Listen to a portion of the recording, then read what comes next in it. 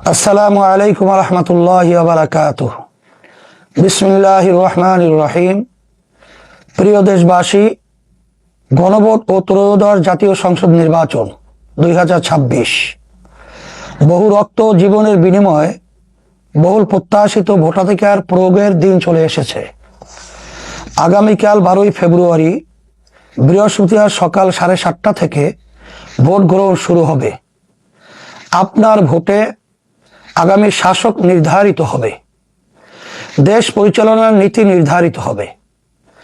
শুধু রাজনৈতিক দলের নেতা হিসাবে না, বরং একজন দায়ী হিসাবে এবং রাসূল আকরাম সাল্লাল্লাহু আলাইহি ওয়াসাল্লামের একজন নগণ্য উত্তরসূরি হিসাবে আপনাকে আহ্বান করছি, ভোট প্রদানের ক্ষেত্রে আল্লাহর ভয় ও পরকালকে স্মরণে রাখুন এবং দেশ প্রেমকে প্রাধান্য দিন।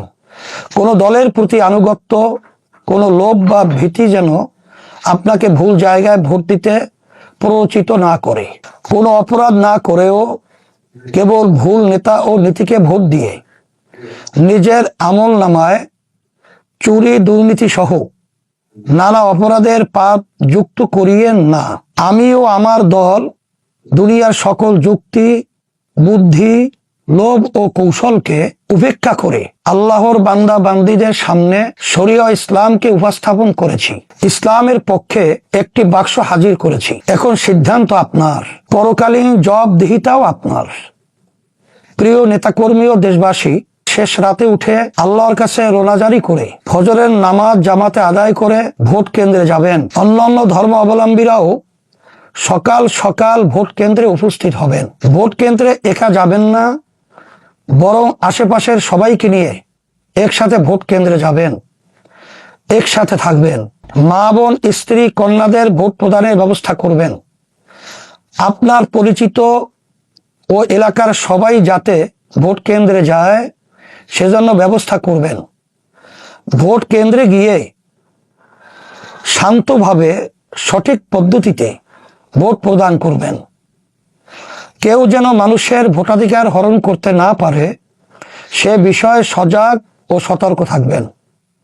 কারো কোনো উস্কানিতে পা দিবেন না, শান্ত ও দৃঢ়স্থির থাকবেন এবং সর্ব অবস্থায় জবানে আল্লাহ রাব্বুল আলামিনের জিকির চালু রাখবেন।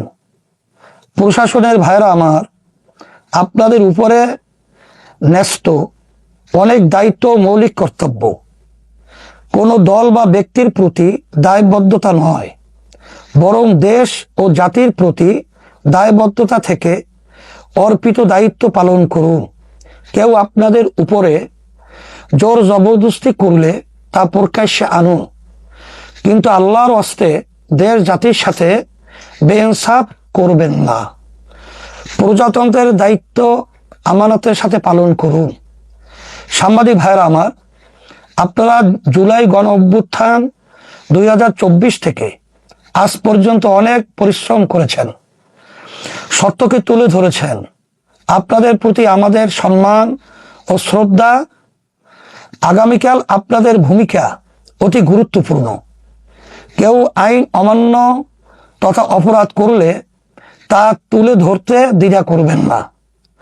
সৎ সাহস নিয়ে এগিয়ে চলুন। আমরা সর্বদা ইসলাম, দেশ ও মানবতার কল্যাণে আপনাদের পাশে ছিলাম, আছি ও থাকবো ইনশাআল্লাহ। প্রচেষ্টা আমাদের, বিজয় আল্লাহর পক্ষ থেকে। আমাদের কাজ আমরা করেছি। আগামীকাল আমরা মাঠে থাকব। জয় পরাজয় যাই হোক, এই মাটি ও মানুষের জন্য আমাদের সংগ্রাম অব্যাহত থাকবে ইনশাআল্লাহ।